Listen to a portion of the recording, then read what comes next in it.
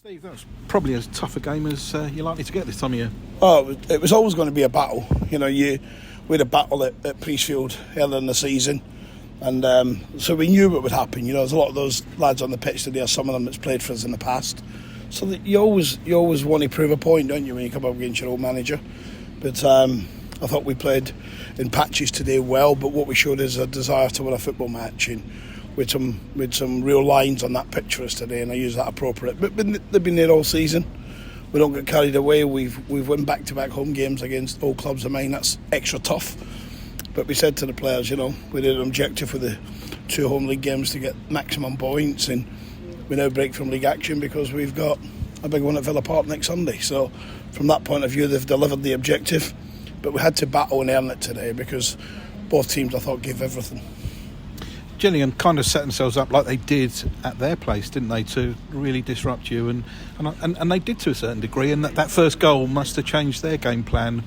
Yeah, I think it did. I think a lot of credit needs to go to Neil at times. I know the circumstances that he's been working in, so that makes it really impossible to walk in a positive fashion. The plus side for them is they've got a new owner. I'm told by my chairman and the people up in the boardroom today, he's come across really well and he's going to be positive. So that's Neil's business and his thing. From our point of view, we need to make sure that in the next 2 or 3 weeks that we add to the group on a select basis, and we take a very fine approach to recruiting players that we think can really help the group. Carl Piergianni popping up again, that's just when you need him. Yeah, I thought when I speak about lines, I look at Sweeney, I look at Van Kooten, I look at Rose at the top of the pitch. There's no bigger line in our dressing room than the skipper, than Carl Piergianni. And, he's attracted all sorts of interest in the last week. I sat down with Carl when we talked about it, and he's so committed to what we're trying to achieve here and do.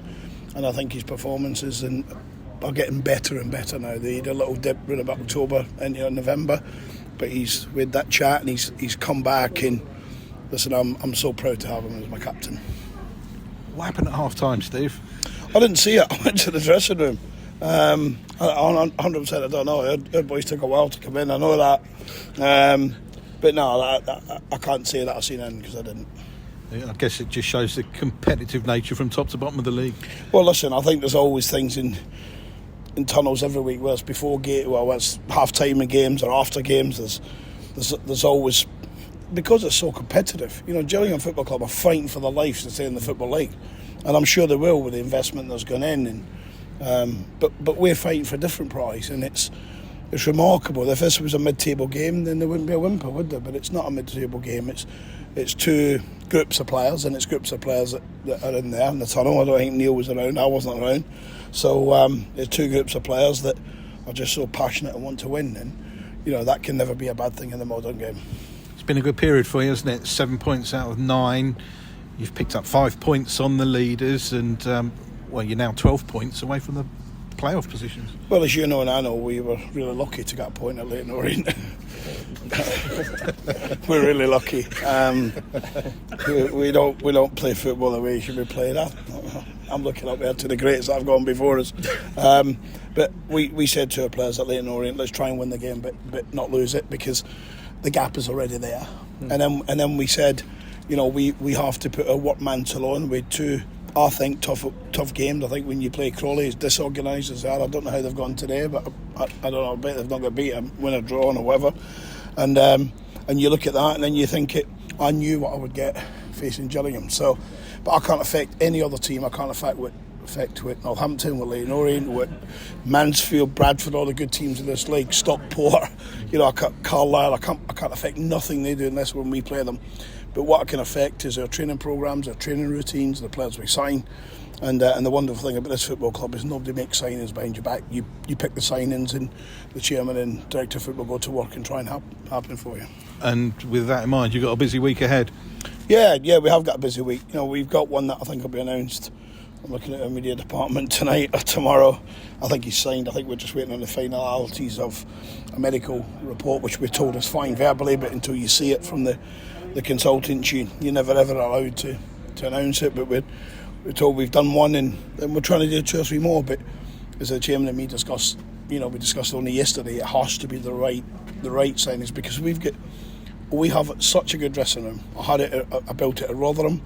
We built it at Mansfield before I left. When you've got those unique dressing rooms, you have to protect that dressing room and sign the characters that are right. So half of our problem at the minute is getting character reports on the lads from either colleagues, from ex-managers, ex-coaches, whatever, because we have a dressing room full of lines, and we need to make sure that we've got people that want to be a line if they come into a dressing room. And it's easy to say, but it's harder to get. With that in mind as well, you've also got the small task of Aston Villa coming up as well. That's easy. I watched part when they beat Spurs yesterday, and I thought, why did Emery come in? Why does he come in? I'm looking forward to meeting Steven Gerrard. Apart from Rangers, he's a hero of mine. But I'm thinking, he comes in and listen. I know John McKinnon. They've got. It's in many respects, it'll be a fantastic experience, but it can be a scary experience. I've been at Villa Park in charge of teams. The whole end and the rest of it make some great noise, but we're taking a big support for us. And you know what, we want to go there, but we don't want to go there on a day out. That doesn't consider day out Villa Park. I'd rather be here in a league game. But we are there, and we just want to make sure we're competitive. We understand that it's a long shot, but it's a free shot. And I read Neil's words, so they had a free shot here today, and we've had to deal with it. We get a free shot next week at Villa Park. Kick off 4:30. I'll be on the bench. Well done, Steve.